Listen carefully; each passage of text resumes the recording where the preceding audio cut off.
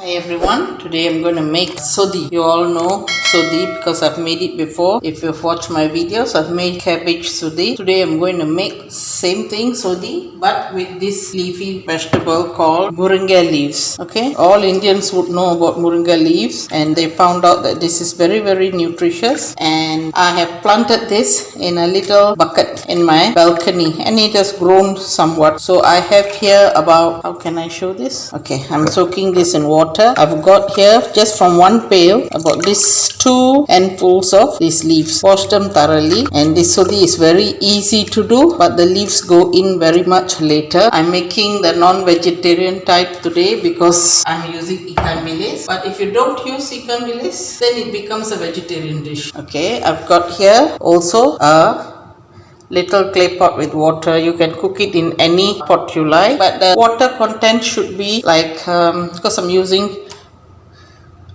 boxed milk, it is how much of gravy you want for your white rice. This goes very well with white rice. Get how much of water you need. You need to boil down because I'm using ikan bilis. I've soaked it in some water, a little amount of ikan bilis. So I will just smash it and put it in the pot, and many of these things will be cut and just put in. Okay, we will actually cook the gravy first and at the end the leaves go in, and do not overcook the leaves. Okay, now I'll run by again. What we need is a bit of water in a pot. You need fresh milk. Coconut milk would be nice, but I'm using boxed milk. That's why I've added more water here. Okay, and you must allow for the water to evaporate during the cooking process. I've got here some lime juice. You can use fresh lime, but I've also got salt, turmeric, 1 ripe tomato, 1 large onion, and what is this thing here is actually ground fenugreek. I'm not using the whole ones. These are the whole ones. If you're using the whole ones, just use slightly heaping teaspoon would do for a pot like this, but I'm using the powder version, so I'm going to go easy. I won't put half. I'll put maybe half of half, that means 1/4 first, because this can be bitter, so you have to go easy on it. Yeah? Hari ni aunty nak masak Sothi ya. Sothi pakai daun kelor. Okay, semua orang tahu kan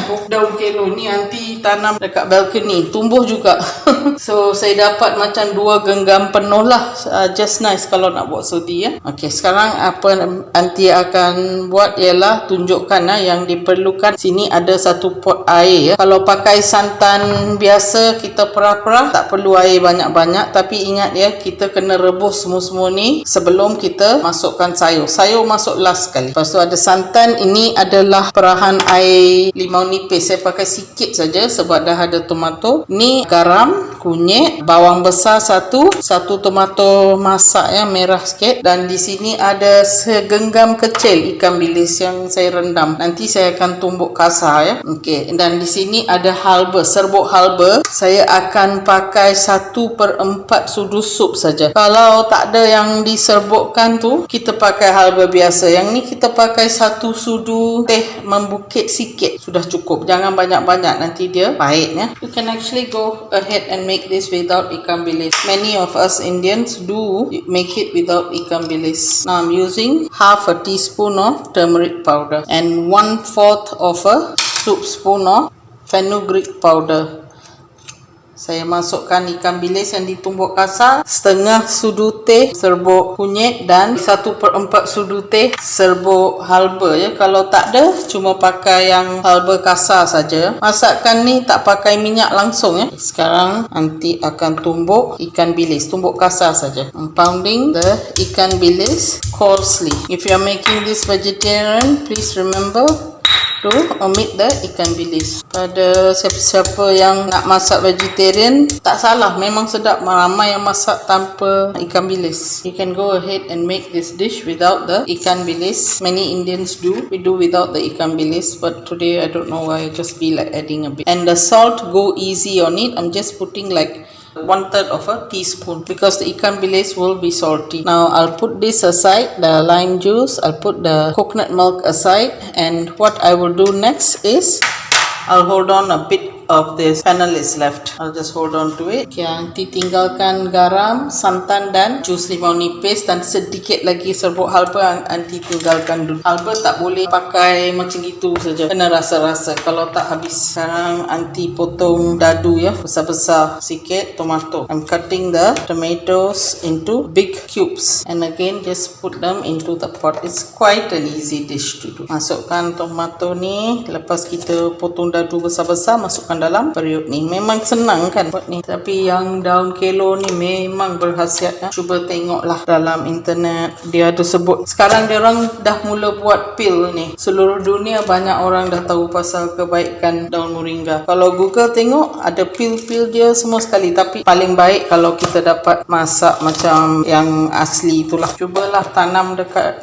baldi. Cara tanam dia, kita kena ambil batang yang tebal, yang tua sikit lah. Lepas tu kita potong serong. Lepas tu bagian tempat-tempat daun tu keluar kan, kita kikis-kikis sikit. Lepas tu masuk dalam baldi. Tanah kena dekat 3/4 lah dalam baldi tu. Lepas tu kita cucuk yang atas, bahagian batang atas tu kita potong straight. Okay, dan kita kena rajin surah air lah tiap-tiap hari, sikit-sikit. Selepas seminggu, dekat-dekat 2 minggu, daun-daun dia akan mula keluar. Sekali dia keluar, tiap-tiap minggu taruh baja tai ayam sikit-sikit ya, larutkan dalam air dan taruh. Jangan banyak-banyak, dalam 5 biji, 2-4 biji sudah. Kalau banyak sangat nanti daun dia kuning. You can plant this in pots like what I did, and what you do is you take the oldest looking branch you can get, okay, from the trunk of the tree, cut it sideways at the bottom, on top straight, and take a knife and just shave the nodes where the leaves might come out. Just shave it a bit from the bottom, and then plant it in. You can put in a bucket at least 3/4 full with earth, and then don't shake it. Put it somewhere the wind won't blow it down and all that. Put it there, and after a week plus you will start seeing tiny leaves coming out. And once the leaves come out, you don't worry, just keep on watering every day, little. Make sure the earth is a bit wet, and as it grows, then you start putting fertilizers. Like you can use per bucket, you can use about 4 to 5 of those chicken poop pellets, dilute it and pour it in. Okay, and it will grow so fast. Mine grew taller than me, almost 1.5 times my size. So I've taken it and I'm going to try and replant the actual stem. The thinner side, I'll try and see whether it works. The old one, I'll still keep it there and wait for it to grow again. One day I'll show you my pots in the balcony, and you can see my balcony has got awnings, but still certain things can grow. I'll show you what grows well another day. I think I'll add another half a teaspoon of turmeric powder. That means total will be 1 teaspoon, because we're going to add coconut milk. That will dilute the color. It's not just for the color. Turmeric has got a lot of benefits. They now find out all that, so do take it as often as you can. Tadi saya pakai setengah sudu sup kunyit, serbuk kunyit. Sekarang saya tambah lagi setengah lagi, so jumlahnya 1 sudu teh kunyit. Ni kunyit ni memang bagus untuk kesihatan. Banyak mana kamu boleh ambil, yang fresh ke yang kering ke apa, memang bagus untuk badan. Ambillah sebanyak mana yang boleh. Just let it boil in medium to low flame for at least 5 minutes.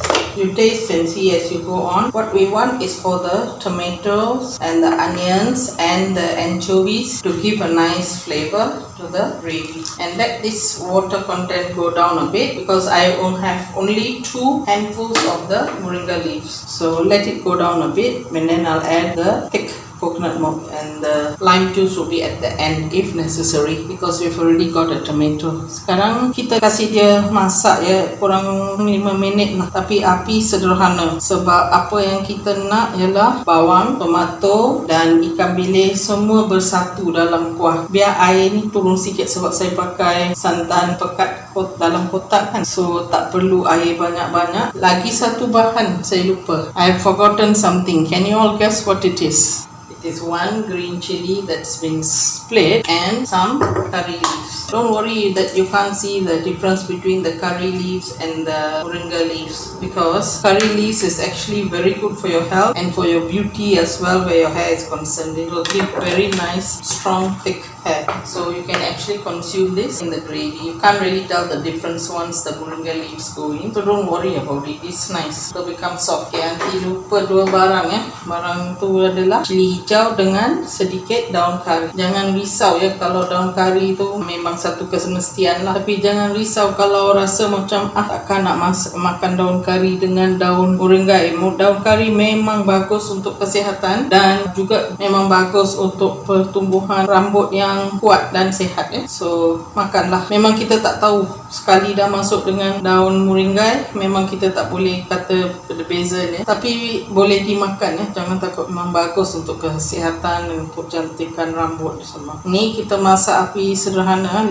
minit itu. Semua ni memang kemestian mesti ada bawang, mesti ada cili hijau, daun kari dan halba dengan kunyit. Untuk buat sothi ini semua memang kemestian. Itu yang memberi rasa sothi itu. Okay, now I'm going to add in about 1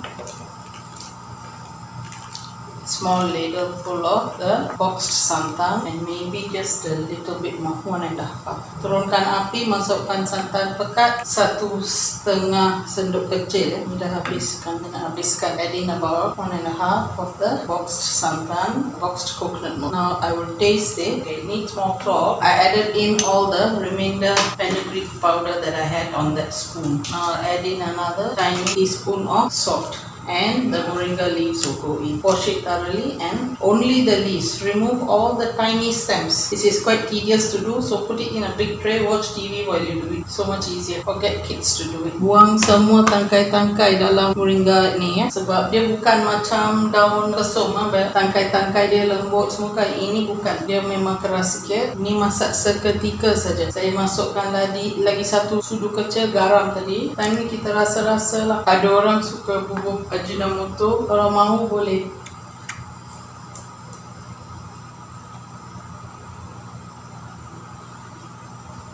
I've told you long ago in many of my recipes that if you want a thick coconut based gravy, what you can do is add in, if you are not happy with this, so this is supposed to be a very watery dish, but if you watery gravy, but if you are not happy with it, you can always add a little bit of coffee mate, any brand, but if you want you can use a little bit of ajinomoto. Do not overcook this, and remember the fenugreek, go easy on it, yeah? Add a little bit more salt, and I'm getting ready the lime juice. Pakai halba sikit-sikit ya. Tengok macam mana rasa dia. Halba tu memang perlu, tapi tengok rasa, jangan sekaligus. Dan daun ni jangan masak terlalu lama sebab dia memang lembut sikit. Masa pandemik semua kan, kalau tanam ni memang ada sayur lah keliling rumah, tak perlu takut sangat. Ni ada buah kelor pun, kalau ada buah dia, tapi dalam baldi selama ni tak pernah pula nampak buah kelor. Tapi dalam YouTube saya pernah tengok orang tanam di balkoni yang botak gitu kan. Saya punya ada oning, orang ada pun buah dalam pokok-pokok yang ditanam dalam baldi. Sedikit saja ya.